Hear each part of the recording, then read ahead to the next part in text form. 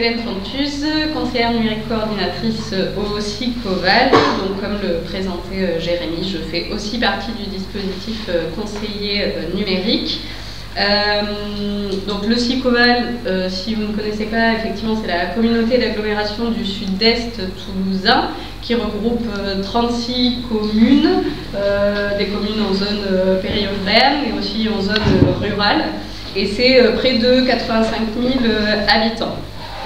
Donc le SICOVAL s'est engagé très tôt dans les questions d'inclusion numérique, puisque en 2019 on a signé une charte TANI, donc Territoire d'action pour un numérique inclusif, avec l'État. Et en fait cette charte nous a permis de tester des dispositifs nationaux sur le territoire du SICOVAL, donc des dispositifs comme les passes numériques. Je ne sais pas si vous en avez entendu parler. Ça vous dit quelque chose? Donc les passes numériques, ça fonctionne un petit peu comme les chèques restaurants. En fait, alors sur notre territoire, c'est le département qui finance ce dispositif. Il a acheté en fait un certain nombre de passes numériques pour mettre à disposition des habitants du territoire. Et donc c'est un carnet de chèques. De 6 séances en fait, donc 6 chèques, vraiment comme les chèques tickets restaurant, et avec ce chéquier, la personne peut aller se former dans des structures habilitées à recevoir les chèques. Ce qui fait que pour la personne, c'est gratuit, et pour la structure qui encaisse les chèques, eh bien c'est un moyen de financement quand même de son activité de médiation numérique. On a aussi testé donc Aidant Connect. Aidant Connect, c'est un dispositif qui permet aux personnes qui accompagnent sur les démarches administratives en ligne de sécuriser leurs pratiques. C'est une sorte de mandat en fait qui est contractualisé entre la personne qui est accompagnée et la personne qui accompagne, et qui sécurise au niveau juridique la pratique de l'accompagnant. Parce que c'est vrai qu'on se rend compte que quand on accompagne sur les démarches administratives, eh bien on traite aussi de données personnelles, on engage parfois voilà, des choses au niveau de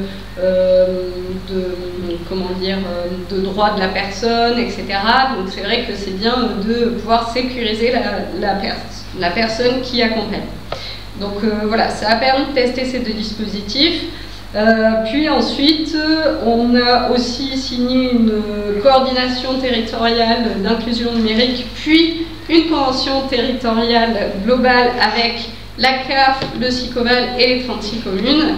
Et donc tous ces dispositifs montrent vraiment la volonté du SICOVAL de placer l'inclusion numérique comme enjeu politique majeur de la collectivité.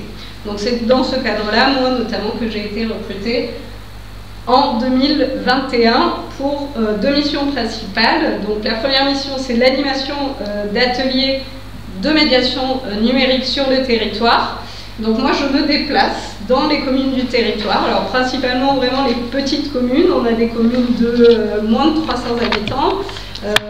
Donc je vais dans ces petites communes-là, je me mets en lien avec la municipalité, on recense finalement les personnes, les besoins, on enquête un petit peu, est-ce qu'il y aurait des personnes qui seraient intéressées, et je monte des cycles d'ateliers. Donc c'est des cycles d'une dizaine de séances, d'1h30 à raison d'une fois par semaine. Donc c'est un accompagnement qui s'étale sur 2 mois et demi, 3 mois on va dire, et on balaye vraiment les bases de l'inclusion numérique.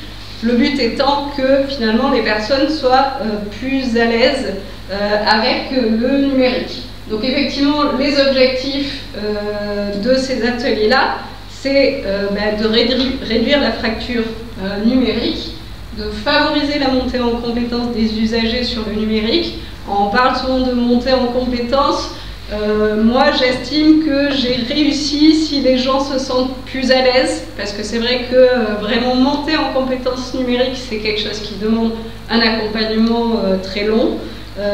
En 10 séances déjà c'est pas beaucoup, mais si les gens se sentent un peu plus à l'aise, s'ils ont un peu plus de billes, s'ils ont un peu moins peur aussi d'utiliser le numérique, c'est déjà une grande satisfaction. Donc le but, c'est de développer des actions de médiation numérique à destination des publics les plus éloignés. Donc nous, effectivement, sur notre territoire, le Sicoval, c'est un territoire relativement aisé.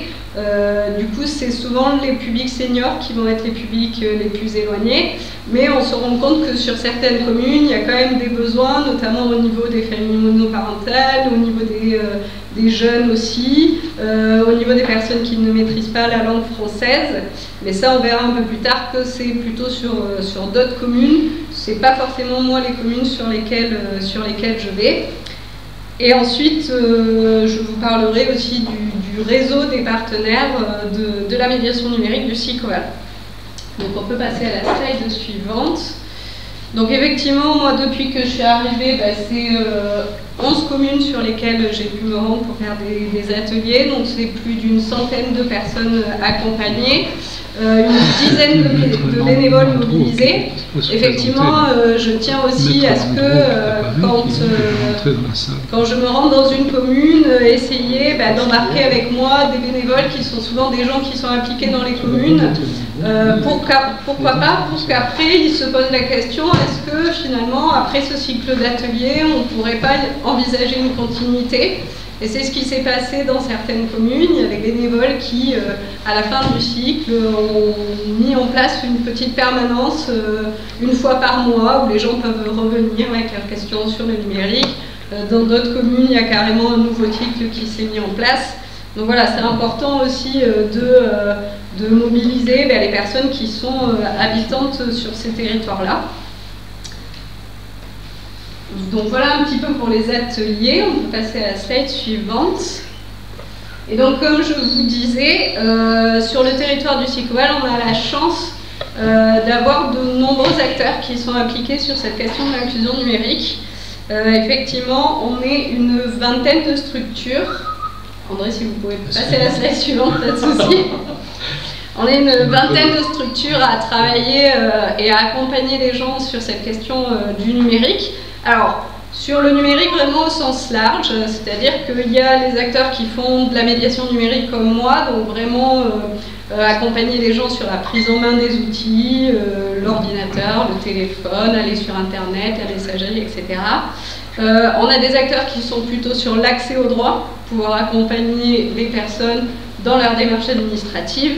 Et on a aussi des acteurs qui vont être plus sur un volet, on va dire, de création et un volet ludique. On a évoqué notamment tout à l'heure les Fab Labs. Donc on a 4 Fab Labs sur le territoire, donc des lieux de création numérique où du coup là on utilise les outils numériques mais pour créer des objets, etc., etc. Donc voilà, c'est une vingtaine de structures. Nous aujourd'hui on est 5 conseillers numériques sur le territoire. Mais les 4 autres que moi ont un territoire plus large que le Sicoval. Pour vous dire, à l'époque, on était 7 conseillers numériques, parce qu'effectivement, comme le disait Jérémy, il y a eu une première vague de financement, donc 4000 conseillers numériques qui ont pu être embauchés dans des structures, mais c'était pour une durée de 2 ans, et petit à petit, les financements baissent. Et effectivement, il y a quand même des difficultés de financement dans la médiation numérique, dans l'accompagnement des personnes au numérique. Et donc aujourd'hui, on est plus que 5 sur le territoire. Mais c'est quand même une grande chance aussi. Donc avec le réseau, on a commencé à se constituer en travaillant sur une charte. On a rédigé une charte des acteurs de la médiation numérique du Sicoval, qui définit les valeurs, qui définit comment on envisage la médiation numérique sur le territoire. Voilà, c'était un moyen finalement de fédérer les acteurs autour d'un projet, autour de valeurs qui sont partagées. Le deuxième gros chantier, ça a été la communication. On s'est posé la question finalement, est-ce que les gens savent les services qui sont proposés sur le territoire, et se dire qu'il fallait absolument porter à connaissance ces services-là. Donc on a créé un guide. Alors, non, si vous pouvez revenir en arrière, je ne sais pas si vous aurez accès à la présentation, mais en tout cas j'ai mis le lien, il est disponible sur le site du Sicoval. Donc on a créé un guide qui recense vraiment toutes les structures qui accompagnent sur le numérique, qui présentent leurs horaires d'ouverture, les services qu'elles proposent, les publics cibles, etc., etc. Ce guide, il est beaucoup distribué aussi dans les lieux d'accueil du public, les mairies, les centres sociaux, les CCAS, qui vont finalement être ces lieux qui vont orienter les personnes. Donc moi aussi, je travaille beaucoup, je me déplace beaucoup auprès des secrétaires de mairie, des travailleurs sociaux, je leur présente le guide, je leur dis bien, bah, voilà, si vous rencontrez des personnes qui sont en difficulté face au numérique, vous pouvez les orienter vers ces structures-là. Je donne aussi très souvent mon contact en disant que les personnes peuvent m'appeler directement. Et ça commence à porter ses fruits puisque j'ai de plus en plus d'appels là-dessus. Donc bon, ça a l'air de prendre un petit peu. On peut passer à la seconde. On a mis aussi en place une infolettre, une newsletter du réseau, mais cette fois-ci en interne. Puisque l'idée c'est vraiment que les structures se connaissent les unes des autres, savent qu'est-ce qu'elles proposent, quelles sont leurs actualités, etc. Pour qu'on puisse finalement s'orienter aussi, nous, des publics dans nos structures en fonction des besoins. Et aussi, donc, le réseau, c'est un moyen de nous former en tant que professionnels. Donc avec le SICOVAL, on a proposé plusieurs formations. Notamment une formation sur l'évaluation des publics, comment évaluer finalement nos actions qu'on met en place. On a fait une formation sur le numérique responsable, comment intégrer des enjeux de numérique responsable dans nos accompagnements de médiation numérique. Je ne l'ai pas noté, mais ça fait écho à l'intervention de tout à l'heure, mais on a aussi fait une formation sur le numérique et la santé. Effectivement, comment sensibiliser les personnes sur les services numériques de santé et aussi beaucoup comment les rassurer sur ces questions de données, est-ce que les données sont sécurisées dans ces services, etc. Donc voilà, pas mal de formations vraiment à destination des professionnels. Et ensuite, au niveau du réseau, on a initié donc des rendez-vous numériques. On se disait que on était plusieurs structures, chaque structure a ses activités qui lui sont propres, voilà, récurrentes, ses ateliers, etc. Mais pourquoi on ne proposerait pas des choses qu'on ferait en co-animation, en partenariat, et qui nous permettraient de sortir de nos structures et d'aller les proposer sur le territoire, dans différents endroits, donc dans des centres sociaux, dans des petites communes, etc. Donc on a imaginé ces rendez-vous numériques sur 4 thématiques principales, donc la prise en main du smartphone, ça peut être les réseaux sociaux, ça peut être installer des applications, etc. etc. L'ordinateur, ça peut être le mail, la gestion des dossiers.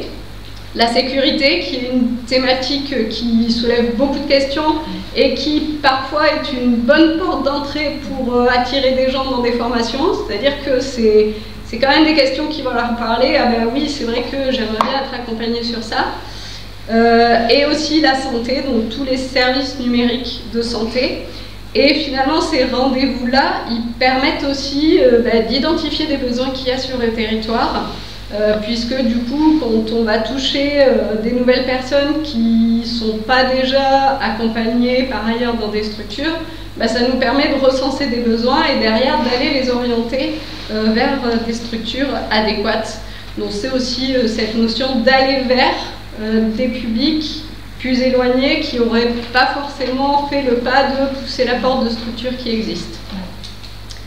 Donc la plus-value du travail en réseau, c'est effectivement la complémentarité des acteurs, puisque nous, entre nous tous, on balaye quand même un spectre assez large d'accompagnement entre l'accès au droit, la médiation, mais aussi le côté plus ludique du numérique. C'est important d'apporter cette dimension-là. La répartition sur le territoire, puisque du coup on a des structures implantées dans des communes et on a des personnes qui sont en itinérance comme moi, qui peuvent aller un peu plus loin sur le territoire. Et le développement de partenariats, puisque du coup, grâce au réseau, il y a des structures qui ont créé des partenariats pour proposer de nouvelles activités.